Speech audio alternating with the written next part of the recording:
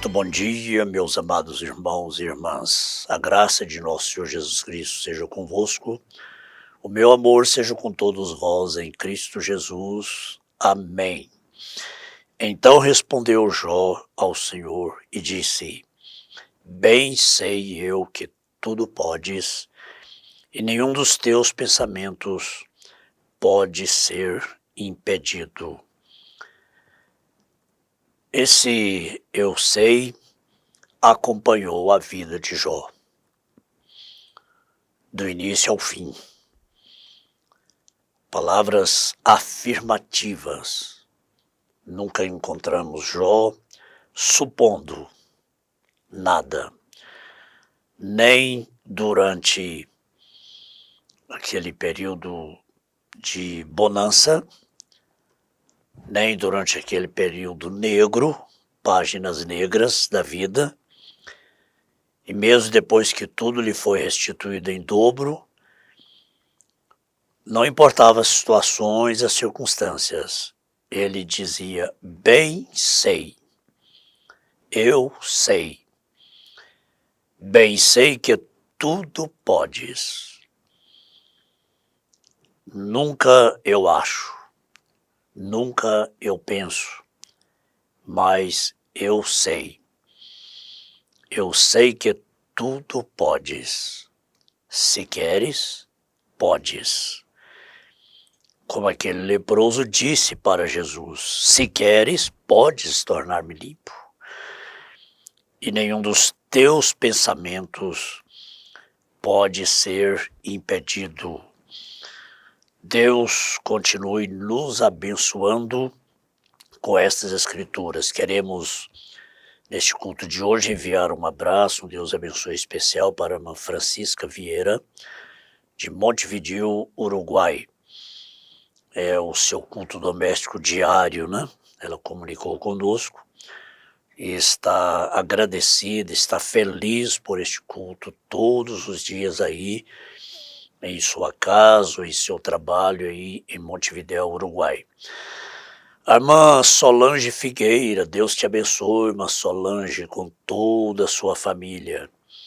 Ela diz: pelas pisaduras de Jesus fomos sarados. Graças a Deus. Ontem eu estava muito mal, com fortes dores. Ouvi o culto doméstico quando o pastor orou, coloquei a mão no local da dor. Hoje estou muito bem, graças a Deus. Gratidão ao nosso Deus por este ministério. Também a irmã Juliana também comunicou conosco. A irmã Juliana disse: que Deus abençoe vocês grandemente. Eu também sou uma que estou ansiosa, aguardando o arrebatamento.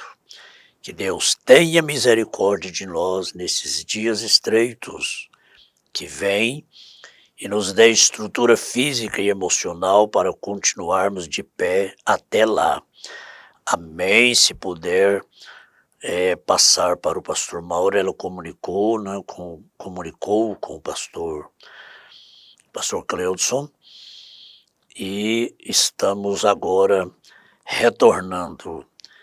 E ela ainda diz: bom dia, a paz, pastor. Gostaria de agradecer ao ministério de vocês. Na sexta-feira não teve culto na minha igreja, aí pude ver ao vivo. Que culto tremendo. Que culto tremendo, falou sobre a ansiedade, os transtornos. O pastor mandou respirar fundo, toda a explicação que ele deu, parece que estava falando tudo o que eu sinto. O pastor Mauro é uma bênção, graças a Deus, né? Não me esqueço do dia em que entramos de quarentena. As igrejas fecharam, era à noite, e eu fui para o YouTube procurar um culto ao vivo para acompanhar. Passou um canal, passou outro, aí quando eu cliquei nesse canal de vocês, estava lá, pastor Mauro, atrás dele uma parede azul, com a voz mansa e suave, falando que o arrebatamento iria ser no momento de grande agitação. Aí na hora que me inscrevi, e na hora eu me inscrevi. E estou até hoje acompanhando os cultos domésticos, aquelas visitas que ele fazia na casa dos irmãos, era legal. Já orei com vocês também no culto de oração e fui curada de um incômodo na garganta na hora. Na época eu mandei o testemunho aí, leram ao vivo. Eu sou da Assembleia de Deus e admiro o temor que vocês lidam com as coisas de Deus. A reverência, a obediência, preservam a doutrina bíblica e muitos dizem ser doutrina de homens para fazerem suas próprias vontades, mas não é. Coisa que perderam nas demais igrejas, né? E assim, um lindo comentário, Deus continue abençoando ricamente a irmã Juliana, e assim todos, né? Eu gostaria de ter tempo aqui para citar todos, mas é impossível. São milhares, né, de ouvintes, de irmãos que participam diariamente. Nós lemos no livro de Jó, no capítulo 42, do versículo 1 ao 6, nós vamos ler. Lemos o versículo 1 e 2, agora vamos continuar a leitura. O Senhor disse para Jó: quem é aquele, dizes tu, que sem conhecimento encobre o conselho? Por isso falei do que não entendia, coisas que para mim eram maravilhosíssimas e que eu não compreendia. Eu achei muito importante. Então respondeu Jó ao Senhor: bem sei que tudo podes e nenhum dos seus pensamentos pode ser impedido. E Deus havia perguntado para ele: quem é aquele, dizes tu, que sem conhecimento encobre o caminho? Falando de seus amigos, né? Aí Jó diz: por isso falei do que não entendia, coisas que para mim eram maravilhosíssimas. Colocou aqui no superlativo, né? E que eu não compreendia.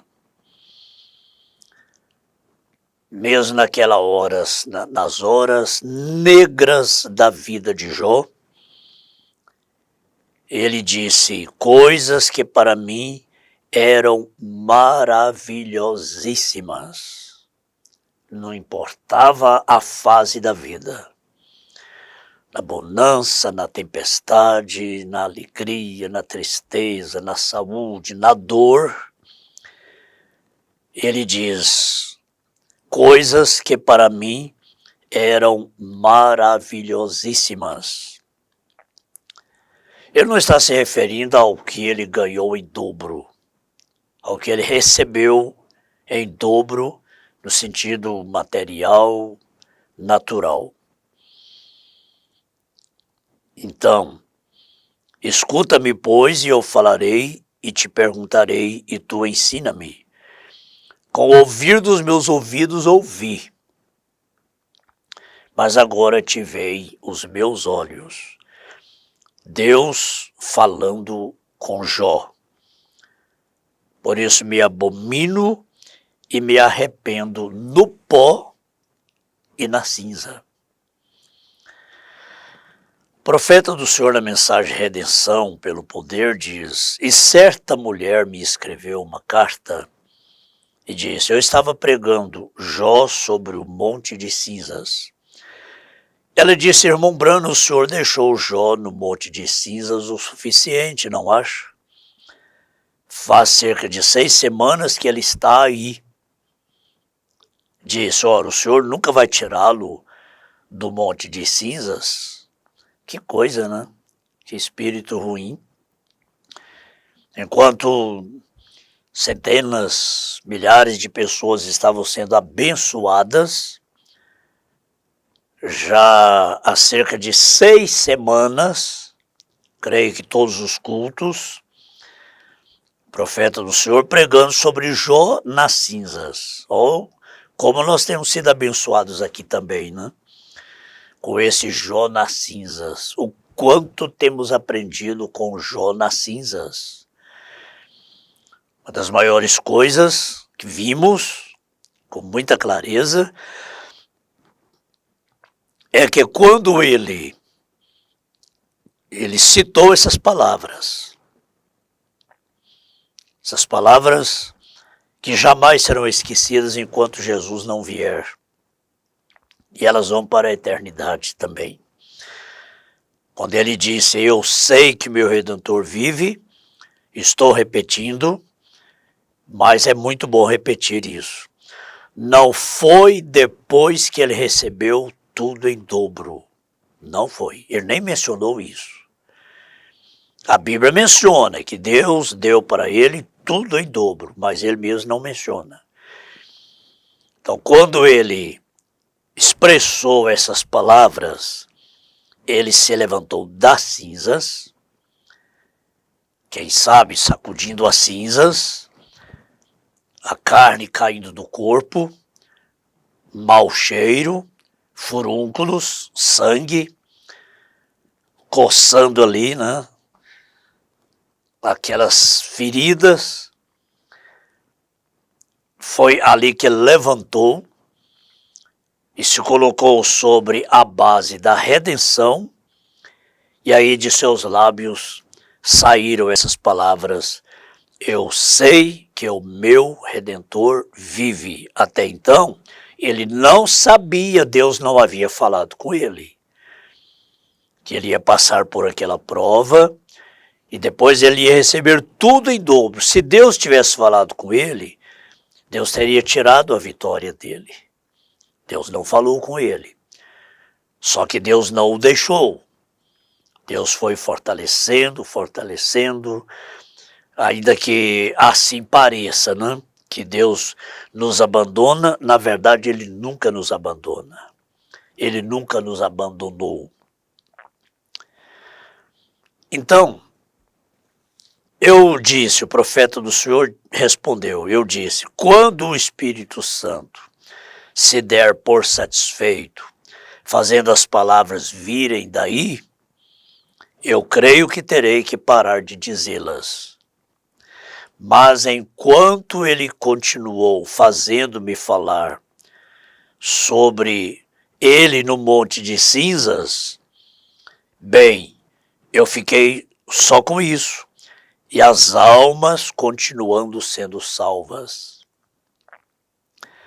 Pode ser que alguém esteja aborrecido já com esse assunto. Pode ser que alguém pense assim, não vou acessar não, porque não muda de assunto, é o assunto só todo dia. Enquanto isso, pessoas estão sendo salvas, pessoas estão sendo curadas, todos os irmãos estão sendo abençoados, as famílias estão sendo abençoadas, e quando o Espírito Santo se der por satisfeito, fazendo as palavras virem daí, de Jó no monte de cinzas, eu creio que terei que parar de dizê-las. Mas enquanto ele continuou fazendo-me falar sobre ele no monte de cinzas, bem, eu fiquei só com isso e as almas continuando sendo salvas. Ontem eu ouvi numa mensagem um sábio criticou do profeta do Senhor, dizendo assim, irmão Branham, sua gramática é pobre demais. O senhor deveria ter um pouco de critério, porque os seus ouvintes, a sua congregação vai ficar mais feliz se você falar um pouco mais certo. Você fala muito errado. Diz, desculpe, me desculpe por isso. Aí ele foi, o irmão Branham diz, irmão, desde que eu comecei a pregar, são tantos atendimentos, tantas chamadas telefônicas, tantas curas maravilhosas acontecendo, eu não tenho tempo para estudar gramática. Aí o homem foi mais adiante e diz, pois é, mas o senhor tem que dar um jeito, mesmo não tendo tempo, a gente arruma um jeito. O senhor estudar um pouquinho de gramática, ao invés do senhor falar púlpito, o senhor fala púlpito. Em inglês, pulpit. Ele disse, em vez de falar púlpito, fala púlpito. O profeta disse, irmão, o importante é que as almas estão sendo salvas, os doentes estão sendo curados, não estou preocupado com gramática. E é isso aqui também, né? Eu estudei muito pouco, não tenho o ensino médio completo, mas eu não tenho tempo para estudar mais, né? Não consigo, passou da hora já, realmente me faz falta, mas não tenho tempo para isso mais.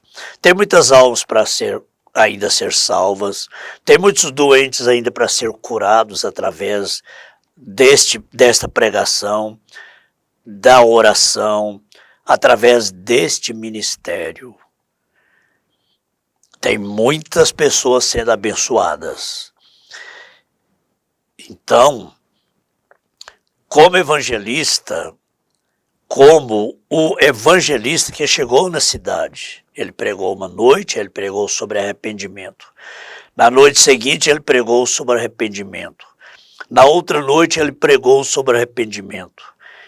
Depois de umas 4 ou 5 noites, a junta de diáconos se reuniu com ele e disse, irmão, não poderia pregar sobre outra coisa além do arrependimento? Disse, sim, deixe todos se arrependerem primeiro, então pregarei a respeito de outra coisa. Que resposta! Então esta é uma boa ideia. Cada um, arrependa-se, então poderemos pregar sobre outra coisa. E eu tenho certeza, ninguém está com pressa de sair desse assunto de Jó nas cinzas. Jó recebendo em dobro tudo quanto ele possuía antes. Jó vendo a ressurreição. Jó vendo a redenção. Vivendo a redenção. Jó foi um profeta que profetizou o maior evento de toda a história da humanidade. A vinda do Redentor. Nós temos aqui tantos testemunhos transcritos aqui para este caderno de pessoas sendo batizadas, procurando a igreja na sua cidade, sendo batizados no nome de Jesus Cristo, abraçando esta mensagem através deste culto doméstico. Pessoas sendo curadas através desse culto doméstico, das orações que são feitas aqui com muito amor. E os testemunhos estão chegando todo dia. Para que, irmãos? Para que nos ocuparmos com outras coisas? Para que ocupar o tempo das pessoas que respeitosamente acessam este culto? Acessam os nossos cultos, não sou o único, somos muitos pastores que transmitimos, que pregamos, que colocamos aí na internet à disposição de todo mundo. Nós não temos tempo realmente para ficarmos aqui preocupados com gramática, com vocabulário e com tantas outras coisas que são desnecessárias. A gramática de Jesus era uma gramática pobre. A gramática dos profetas era uma gramática pobre e assim por diante. Mas nenhum de nós está preocupado com isso. Se nós se nós vai, se nós vamos, se nós vamos, isso não faz diferença para quem está ouvindo a palavra, com temor, acatando tudo de bom, de maravilhoso que a palavra de Deus nos oferece. Não estamos defendendo a ignorância, claro que não. Fazemos o melhor possível, mas sem nenhuma preocupação com isso. Deus cuida, Deus faz com que o eleito entenda a mensagem na sua simplicidade. Me lembro de um pastor que disse isso, ele falava muito errado, quase tudo errado. E ele disse, eu não me preocupo com isso, porque quem sabe o certo, entende certo. Tá vendo que eu tô falando errado, então entende certo. Quem não entende o certo, do jeito que eu tô falando, tá bom. Quem não sabe o que é certo, como eu não sei, tá bom. Para quem sabe o que é certo, então sabe que é certo, já entende certo. Eu não vou ficar preocupado com isso. A nossa preocupação aqui maior, preocupação não, a nossa ocupação, o nosso cuidado, o nosso esmero, os nossos esforços é para que os doentes sejam curados, sejam ajudados, sejam socorridos nas suas aflições. É que almas sejam salvas. É que o último eleito seja alcançado. É que a fé do povo que já está dentro da mensagem, dentro deste círculo, seja fortalecida. E como nós estamos precisando disso? Que é a fé de cada família, de cada irmão, que já está dentro, já está do lado de dentro. O tempo de selamento já está encerrando. Uns estão sendo selados do lado de dentro, outros do lado de fora. E nós estamos do lado de dentro, com uma mão estendida, tentando trazer alguém mais, até chegar o último, para que então aconteça o arrebatamento. Isso é maravilhoso. Às vezes eu perco um pouco do controle emocional. Eu me emociono muito lendo a Bíblia, lendo as Escrituras, lendo a história desses personagens, desses homens de Deus e mulheres de Deus na Bíblia. Ai, como isso abençoa. Como isso está curando os enfermos, está salvando pessoas, milagres estão acontecendo. Isto é o que nos importa. E tudo para a honra e para a glória do Senhor Jesus Cristo, o único que é digno de louvor, de glória, de honra, de adoração. Então, esse culto doméstico nós temos oração, nós temos a pregação da palavra, temos louvor. E isso te abençoa todos os dias. Mande também o seu testemunho. Mande também o seu comentário a respeito das bênçãos que são oferecidas pela Igreja de Anápolis através deste culto doméstico todos os dias. Amém. Confirma, ó Deus, a tua palavra no coração de cada irmão e irmã que, mais uma vez, está junto conosco. Juntos nós fazemos este devocional, nós oferecemos ao Senhor este culto, que tem abençoado todas as pessoas que ouvem e que participam. Mais esse dia, Senhor, mais uma porção de bênçãos para todos os teus filhos, no nome de Jesus Cristo. Amém. Amém. O Senhor te abençoe e te guarde. O Senhor faça resplandecer o seu rosto sobre ti e tenha misericórdia de ti. O Senhor sobre ti levante o seu rosto e te dê a paz. Quando o Jordão passar, pousou nele.